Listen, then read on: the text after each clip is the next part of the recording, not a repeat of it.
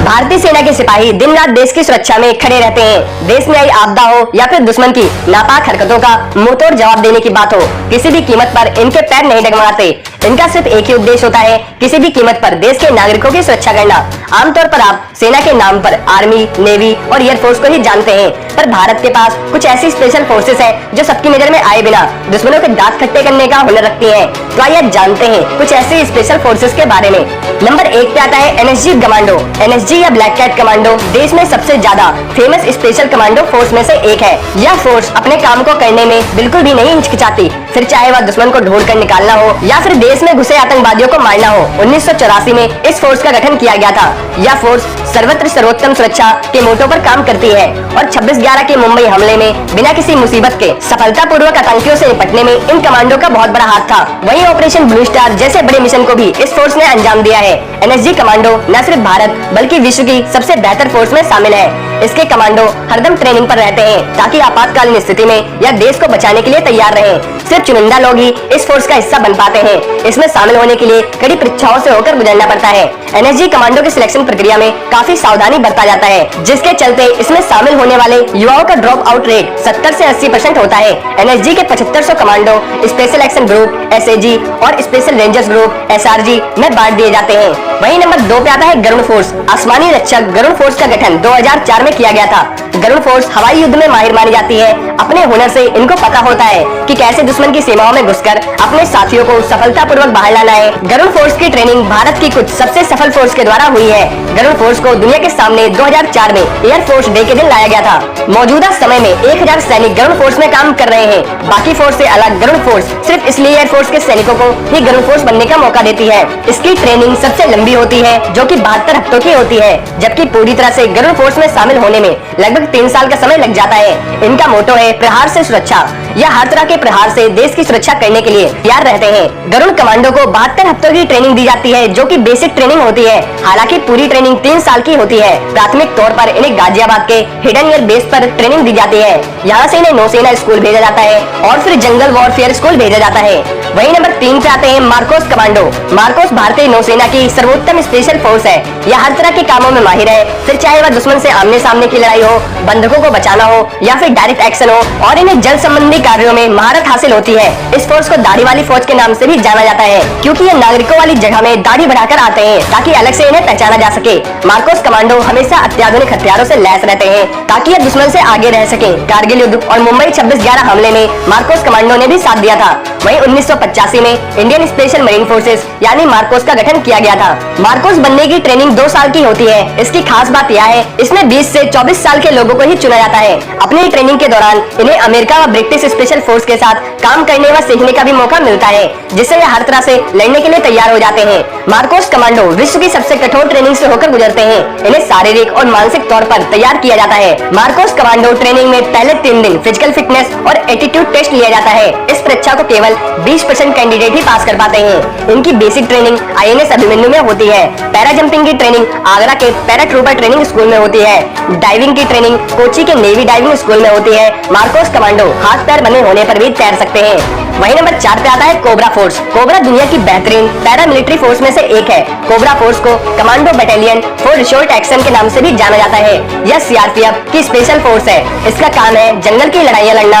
इनकी लड़ाई लड़ने के तरीकों को गुरिल्ला टैक्टिक्स भी कहते हैं। इस फोर्स का गठन नक्सलवाद का खात्मा करने के लिए किया गया था। वहीं नक्सली जंगलों में अंदर तक छुपे रहते हैं, इसलिए उन्हें ढूंढकर निकालने का काम इन्हें दिया जाता है। वहीं इस फोर्स का गठन 12 सितंबर 2008 को हुआ था। इस फोर्स का मोटो यश या मृत्यु है। जंगल में होने वाली लड़ाई में कोबरा फोर्स को भारत की सबसे अनुभवी फोर्स कहा जाता है। कोबरा फोर्स के सैनिकों को गुरिल्ला लड़ाई, बम को ढूंढना, जंगल में जिंदा रहने की तरकीबें जैसे हुनर सिखाए जाते हैं, ताकि मुश्किल समय में भी सिपाही को पता हो कि उसे क्या करना है। यह फोर्स अब तक 2 शौर्य चक्र से नवाजी जा चुकी है। वहीं कोबरा फोर्स इन्हें 3 महीने की कड़ी ट्रेनिंग से होकर गुजरना पड़ता है। ट्रेनिंग के दौरान इन्हें जंगल से जुड़ी हर बात के बारे में बताया जाता है, ताकि ये हर हाल में दुश्मन को मात दे सके। सके। कोबरा को जंगल वॉरफेयर के लिए बेंगलुरु और कोरपुट में ट्रेनिंग दी जाती है। इनकी ट्रेनिंग एनएसजी कमांडो के समान होती है। प्रत्येक कोबरा कमांडो को पैरासूट रेजिमेंट से हेली जंप की ट्रेनिंग मिलती है। इन्हें लंबी दूरी चलकर खुफिया जानकारी इकट्ठा करने की जानकारी होती है। 3 महीनों की ट्रेनिंग के बाद इन्हें नक्सली इलाकों में तैनात किया जाता है। वही नंबर 5 पे आते हैं घातक फोर्स। घातक फोर्स का काम है भारतीय थल सेना के साथ काम करना। यह एक 20 लोगों की पैटर्न होती है जिसका काम है दुश्मन को चौंकाना और फिर उस पर हमला करना।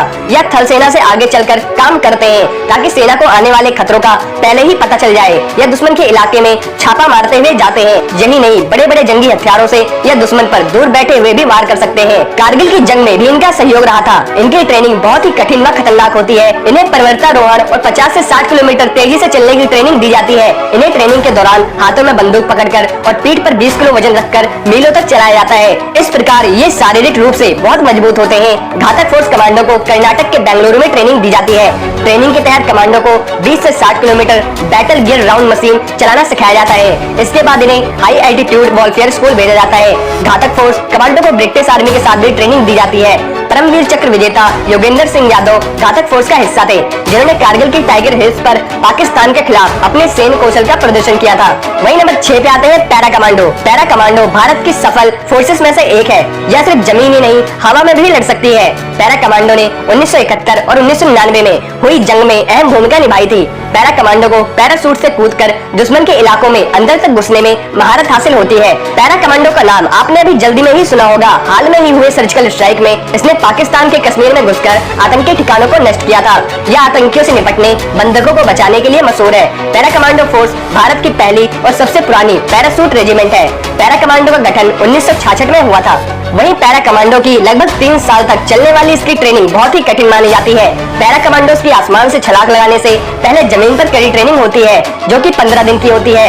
पैरा कमांडो को आसमान में 5000 से लेकर 30,000 फीट तक की ऊंचाई से छलांग लगाकर दुश्मन का खात्मा करने की ट्रेनिंग दी जाती है। एक पैरा कमांडो के पास 2 पैरासूट होते हैं। पहला पैरासूट का वजन 15 किलोग्राम होता है, जबकि दूसरे रिजर्व पैरासूट का वजन 5 किलोग्राम होता है। वही नंबर 7 पे आते हैं फोर्स 1। मुंबई हमले के बाद महाराष्ट्र सरकार ने यह फैसला किया कि वह अपने महानगर की सुरक्षा के लिए एक खुद की फोर्स बनाएगी। इसी की कड़ी में उन्होंने फोर्स 1 का गठन किया। इस फोर्स की सबसे बड़ी ताकत इसकी तेजी है। यह फोर्स सिर्फ 15 मिनट में अपने सभी सामानों के साथ तैयार हो जाती है।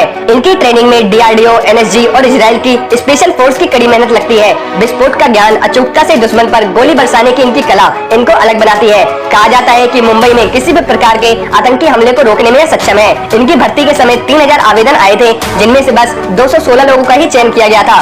फोर्स 1 स्पेशल फोर्स का गठन 2010 में हुआ था। इस फोर्स का मेन काम मुंबई को सुरक्षित रखना है। वही नंबर 8 पे आता है स्पेशल फ्रंटियर फोर्स। भारत चीन युद्ध के बाद इस फोर्स का गठन हुआ था। इस फोर्स से कहा गया था कि अगर चीन की ओर से कोई भी अनचाहा कदम उठाए तो यह फोर्स छिपकर दुश्मन की सीमा में घुसकर उसे खदेड़ दे। वो बात अलग है कि भारत को कभी इस फोर्स के इसके असली काम की जरूरत नहीं पड़ी। यह फोर्स रॉ के साथ भी मिलकर काम करता है, जो कि एक भारतीय खुफिया संगठन है। इस फोर्स को किसी भी मिशन से पहले प्रधानमंत्री को सूचना देनी पड़ती है। इस फोर्स का गठन 14 नवंबर 1962 में हुआ था। तो यह थी भारत की सबसे खतरनाक स्पेशल फोर्सेस। इनके कमांडो हर सुरक्षा के लिए तैयार खड़े रहते हैं। इन्हीं के कारण हम और आप चैन से जिंदगी जी पाते हैं। वैसे भी एक कमांडो बनना कोई आसान काम नहीं है। कड़ी मेहनत में शरीर टूट जाने तक की ट्रेनिंग और मानसिक दबाव को झेलना पड़ता है। वहीं अगर आप आर्मी और वेपन से जुड़ी और चैनल को लाइक एंड शेयर सब्सक्राइब करना ना भूलें। जय हिंद, जय भारत।